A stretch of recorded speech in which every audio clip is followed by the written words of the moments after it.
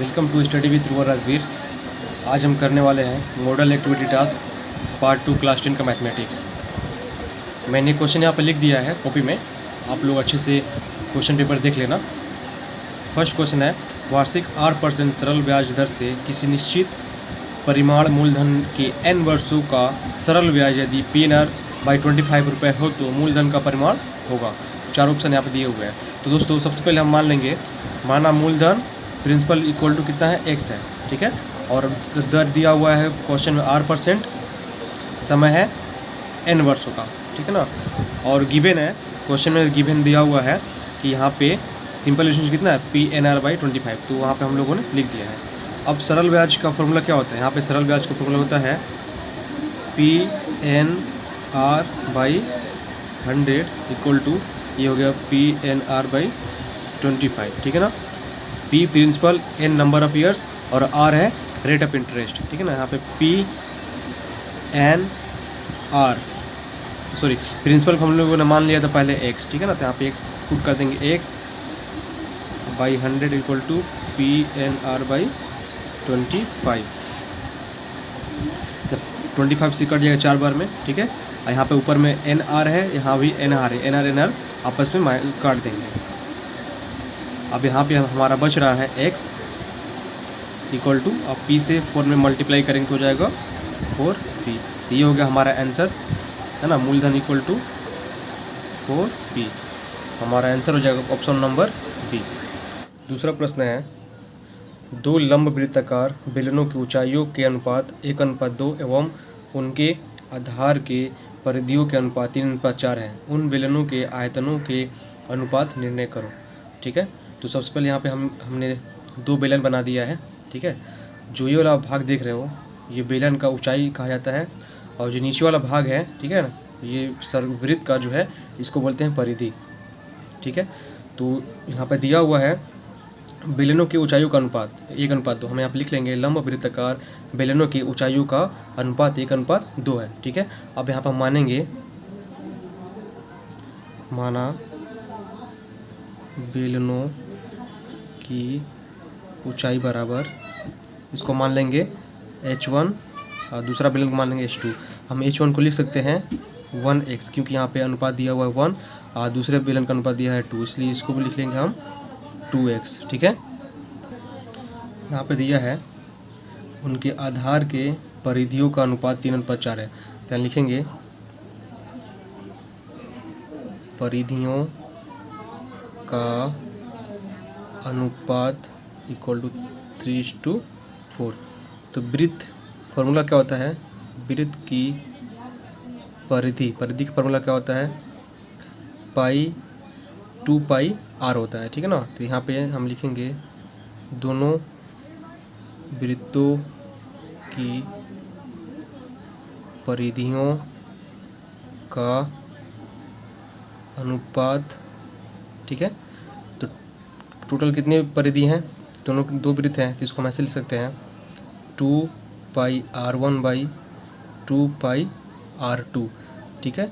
इसका दिया हुआ है 3:4, तो यहाँ से 2π इसको हम काट देंगे, यहाँ पर बचेगा r1 बाई r2 इसको लिखेंगे 3/4, ठीक है।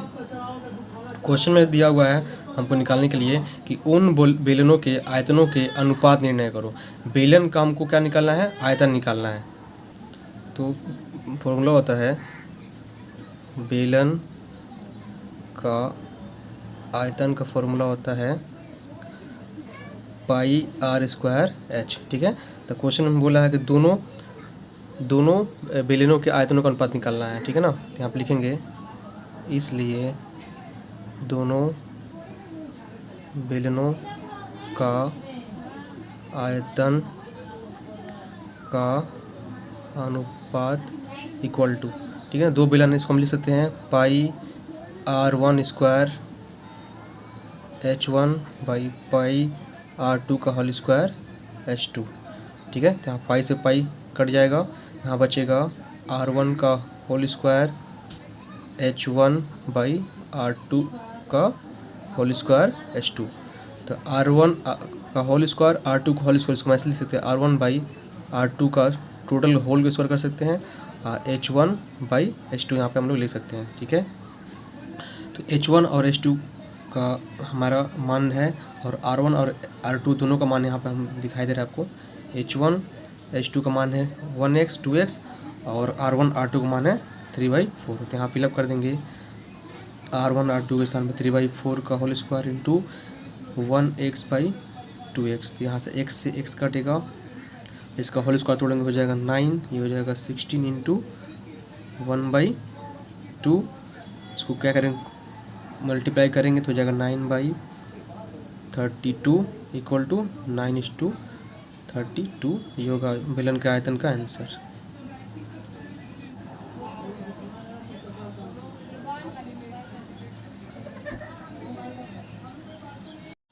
तो अगला क्वेश्चन है 2 का 2 नंबर। एक वृत्त की दो जीवाएं AB एवं AC परस्पर लंबवत स्थित है। यदि AB बराबर 4 सेंटीमीटर एवं AC बराबर 3 सेंटीमीटर हो तो उन वृत्त के अर्धव्यास का मान निकालो। चलिए इसको बनाते हैं। दोस्तों, मैंने क्लास 10 का मैथ का पार्ट 1 का ऑलरेडी सोल्व करके अपने चैनल पर अपलोड कर दिया है, आप उसको जाकर देख सकते हैं। तो यहाँ पे सबसे पहले हमने एक वृत्त बना लिया है, ठीक है। बोला है कि उस वृत्त परस्पर दो जीवाएँ हैं, ठीक है ना। उस वृत्त की दो जीवाएँ हैं AB और AC जो परस्पर लंबवत स्थित है। तो हम एक जीवा मान लेते हैं, एक जीवा यहाँ पे है, ठीक है, इसका नाम देते हैं AB, ठीक है। और दूसरा जीवा हम यहाँ नहीं दे सकते हैं। क्यों नहीं दे सकते हैं? क्योंकि यहाँ पर ऑलरेडी बोल दिया कि परस्पर लंबवत है, मतलब एक दूसरे से जुड़ी होनी चाहिए। तो इसको हम दे देते, दूसरे जीवा दे देते हैं यहाँ पे, ठीक है।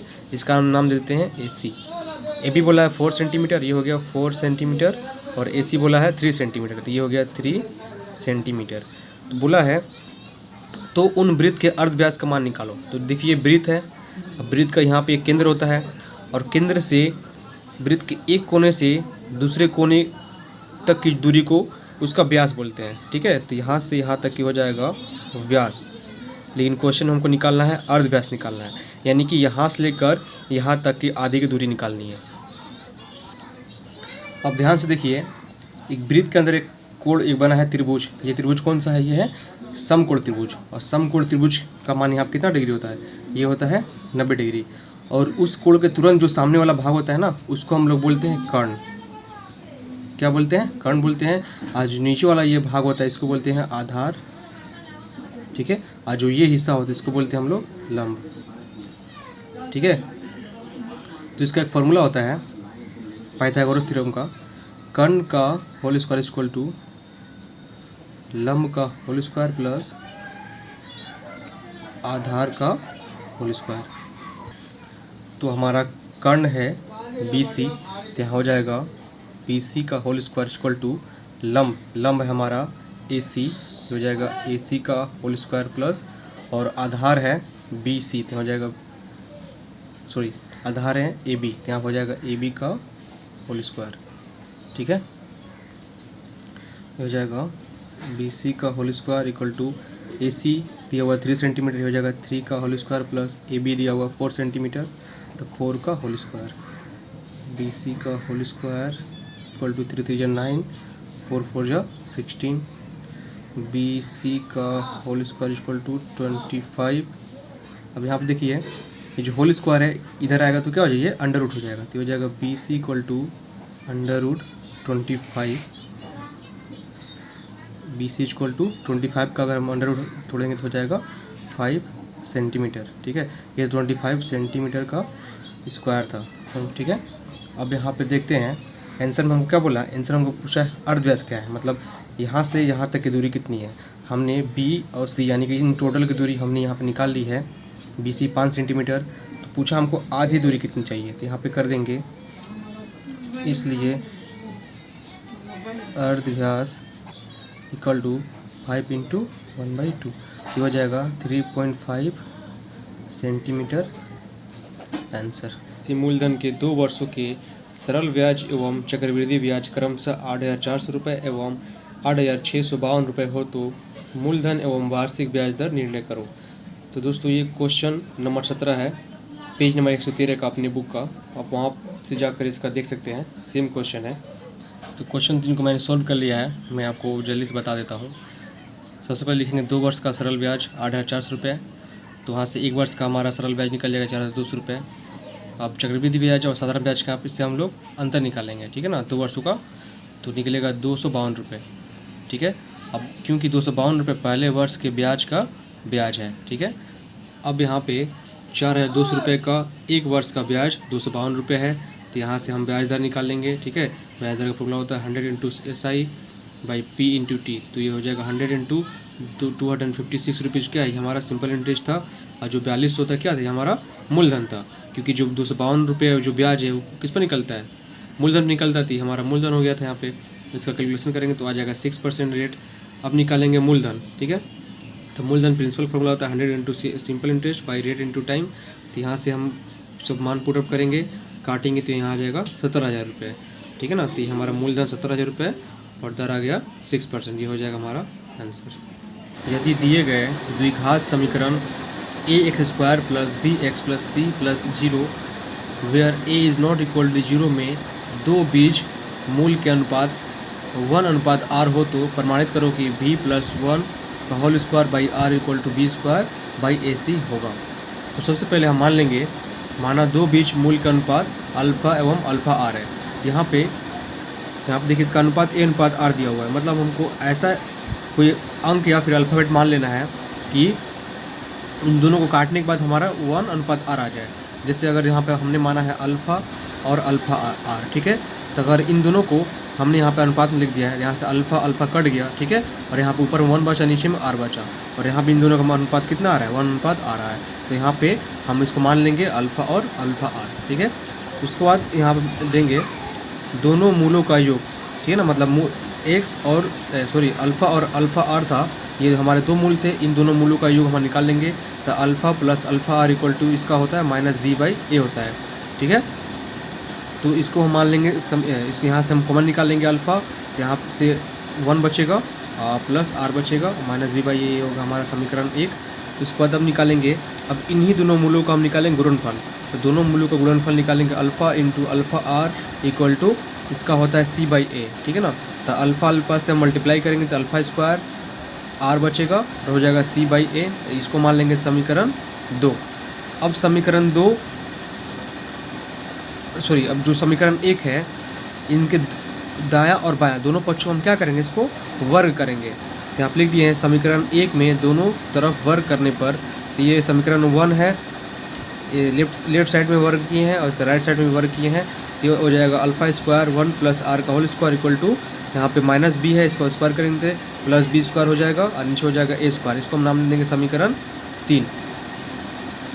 हमारे पास समीकरण 3 और समीकरण 2 बचे हुए हैं, तो इन दोनों को हम क्या करेंगे, अब समीकरण 3 और समीकरण 2 को भाग देने पे, तो यहाँ पर समीकरण 1 उतार दिए हैं, ठीक है ना, समीकरण 1, यहाँ पर समीकरण दूसरे का नीचे वाला लेफ्ट हैंड साइड का जो है उसको नीचे उतार दिए हैं। और यहाँ पे देखिए ये समीकरण 3 का है b² a² इंटू, अब समीकरण 1 में यहाँ पर c/a था, ठीक है ना, तो इसको जब भाग देंगे तो इस तरफ आएगा तो क्या हो जाएगा, इंटू a/c, यानी कि c नीचे चला जाएगा और a ऊपर चला जाएगा। यहाँ से a से a² काटेंगे तो यहाँ पे a बचेगा, और यहाँ पे अल्फ़ा² काट देंगे तो यहाँ बचेगा 1 + r का होल स्क्वायर और नीचे में r = b² ac, ठीक है। तो यही में हमको यही पूछा था सवाल में, यहाँ पर देख लीजिए हमारा हो गया प्रूफ, ये हो जाएगा प्रूफ। 5वां क्वेश्चन है, उसका आंसर आपको मिल जाएगा बुक का पेज नंबर 60 में, प्रमेय नंबर 33 का आंसर है, आप इसको वहाँ से कर सकते हैं, ठीक। क्वेश्चन है, किसी लंब वृत्ताकार बेलन की ऊंचाई उस बेलन के आधार के अर्धव्यास की ऊंचाई की दोगुनी है। तो सबसे पहले हमने यहाँ पे एक वृत्ताकार बेलन बना दिया है ना, ये बेलन का होता है हाइट और ये उसका होता है रेडियस, यानी कि अर्धव्यास, ठीक है। बोला है उसकी जो हाइट है ये रेडियस की दोगुनी है, तो इसको हम लिख सकते हैं हाइट = 2r, ठीक है। अर्धव्यास बराबर क्या है, r है ना, और ऊंचाई यानी कि h कितनी है, वो 2r है। तो बेलन का आयतन कितना होता है, आयतन का फॉर्मूला होता है πr²h, तो हो गया πr², h का वैल्यू कितना है 2r है, तो यहाँ पे लिखेंगे इंटू 2r, इसको मल्टीप्लाई करेंगे हो जाएगा 2πr³, ठीक है ना। यहाँ पे लिखेंगे घन इकाई लिख सकते हैं, यहाँ भी घन इकाई। अब बोला है कि जो बेलन का आयतन है ना, अर्धव्यास के 6 गुनी होती है। अब बोला है उस बेलन की ऊंचाई आधार के अर्धव्यास की 6 गुनी है, ठीक है। तो अब मान लीजिए अगर आधार अर्धव्यास r रहेगा तो उसकी ऊंचाई बोला है 6 गुना रहेगा ऊंचाई, यानी h इक्वल टू हो जाएगा 6 इंटू आर, मतलब 6r, ठीक है ना। तो अब इसका आयतन निकालेंगे। अब आयतन इक्वल टू आयतन को होता है पाई आर स्क्वायर एच, घन इकाई हो गया पाई आर स्क्वायर इंटू एच का वैल्यू कितना है, एच का वैल्यू है 6r, तो यहाँ पुट करेंगे 6r, तो मल्टीप्लाई करेंगे हो जाएगा 6 पाई आर क्यूब घन इकाई। क्वेश्चन बोला है कि जो ये नया आयतन है ये पुराने आयतन से 539 डेसीमीटर अधिक है, तो इसको लिख सकते हैं प्रश्नानुसार 6 pi r cube minus 2 pi r cube equal to 539 decimetre cube, ठीक है। तो यहाँ पे माइनस करेंगे तो हो जाएगा 4 pi r cube equal to 539, 4 into pi का वैल्यू होता है 22/7, यहाँ पर हो गया आर क्यूब 539, ये टोटल यहाँ से यहाँ तक हो इसको उधर लाएंगे तो यहाँ से बचेगा आर क्यूब इक्वल टू यहाँ पर हो जाएगा 539 बाई नीचे आ जाएगा 4 इंटू 22 और ये इधर आएगा तो ऊपर चला जाएगा, इसको काट देंगे 11 टू 22, ये कटेगा 49 टाइम में।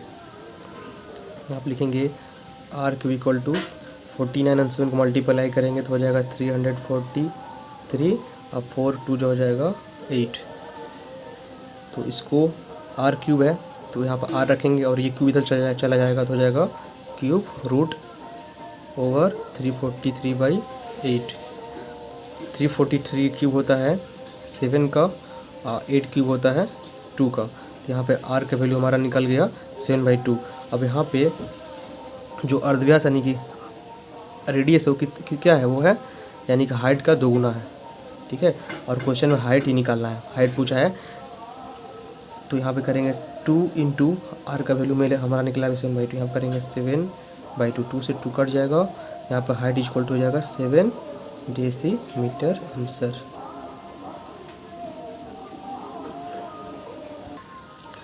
मैंने क्लास 10 का मैथ का पार्ट 1 ऑलरेडी सॉल्व कर दिया है, अगर आप चाहे तो जाकर मेरे यूट्यूब चैनल पे देख सकते हैं, वहाँ पर सारे क्वेश्चन के आंसर मैंने वहाँ पर कर दिए हैं, आप वहाँ पर देख सकते हैं।